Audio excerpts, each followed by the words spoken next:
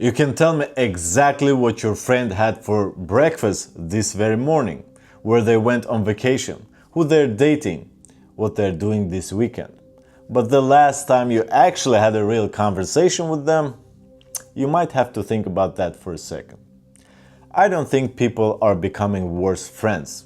I think we've simply found ways to maintain relationships without investing in them. And the scary part is that it works just well enough that most people don't even notice what's happening.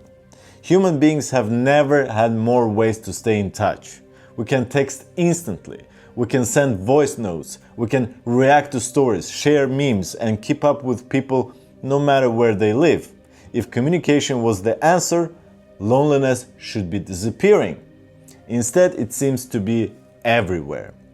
Communication and connection aren't the same thing. One is the exchange of information, the other requires attention, vulnerability, and time. The problem is that modern technology is incredible at helping us to do the first thing, but not necessarily the second. 100 years ago, maintaining a friendship required effort. You had to visit people, write letters, make plans, spend actual time together. Relationships survived because people invested in them. Today, it's possible to keep a friendship on life support indefinitely. You can send the occasional meme, like a few photos, reply to a story every now and then. From the outside, it feels like the relationship still exists. Technically, it does. But sometimes what's being maintained isn't the friendship itself, it's the memory of the friendship.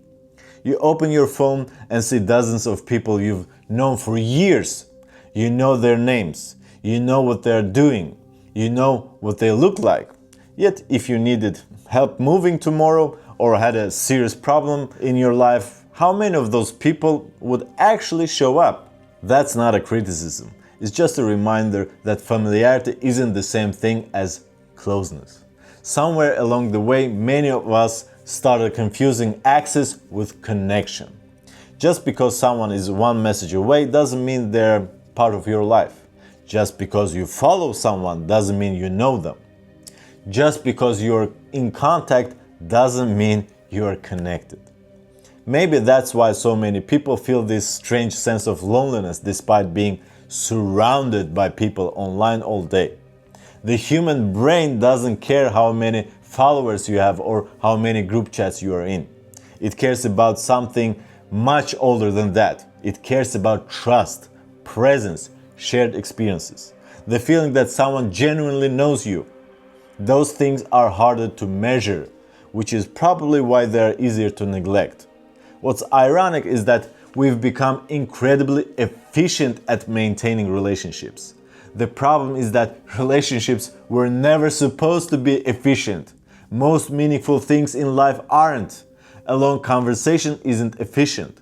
Spending an evening with a friend isn't efficient.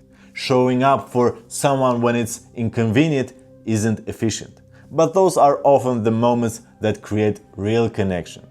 I think that's the trade we've made without realizing it.